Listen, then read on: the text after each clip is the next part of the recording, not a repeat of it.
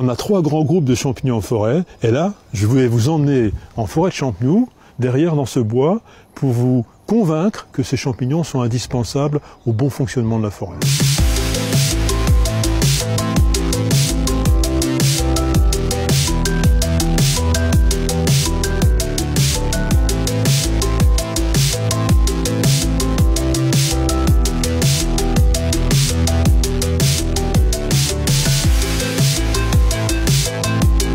« 99% du champignon, c'est des filaments microscopiques qui colonisent le sol ou les branches mortes. Et à certaines périodes de l'année, quand les conditions sont remplies, à l'automne en particulier, quand il y a beaucoup d'humidité, ils forment cet appareil sexuel où voit se dérouler la formation des spores.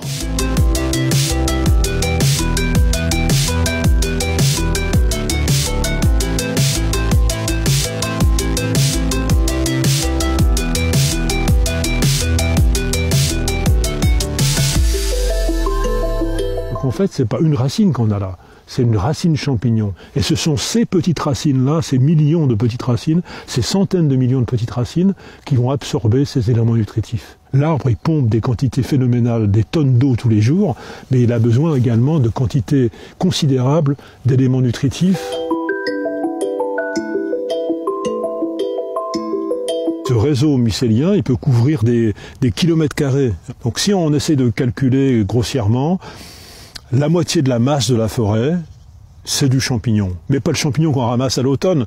Ce réseau, c'est Internet souterrain qui colonise la totalité de la litière là, qui est autour de nous et qui connecte les arbres les uns aux autres.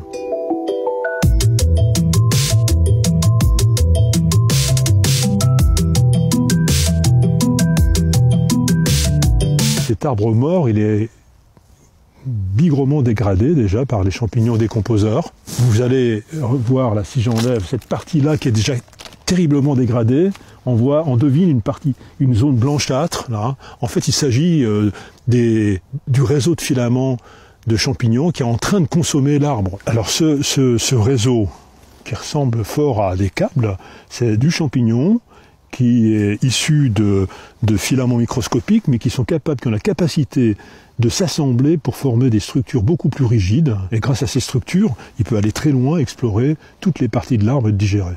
C'est grâce à ces champignons décomposeurs que le cycle des éléments nutritifs en forêt va être assuré, bouclé.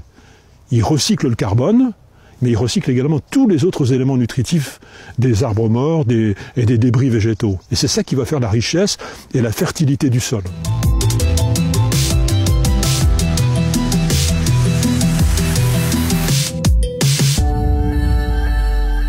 On a là probablement un arbre qui a été attaqué par le 3e groupe de champignons qui vit en forêt, les champignons parasites, pathogènes, qui attaquent les plantes vivantes, qui vont les coloniser et les manger sur pied, les dévorer. Moi je les appelle les truands. Et nous les forestiers, on les aime pas beaucoup parce qu'ils provoquent des dégâts importants dans les forêts.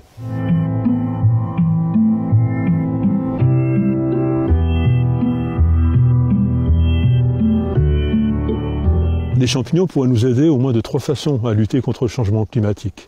Le premier, c'est de sélectionner des espèces de champignons symbiotiques qui aident les arbres à lutter contre la sécheresse. Le deuxième moyen, c'est de tout faire pour favoriser le développement et la croissance de ce réseau de champignons dans le sol, parce que 50% du carbone est stocké dans ce réseau de champignons dans le sol forestier.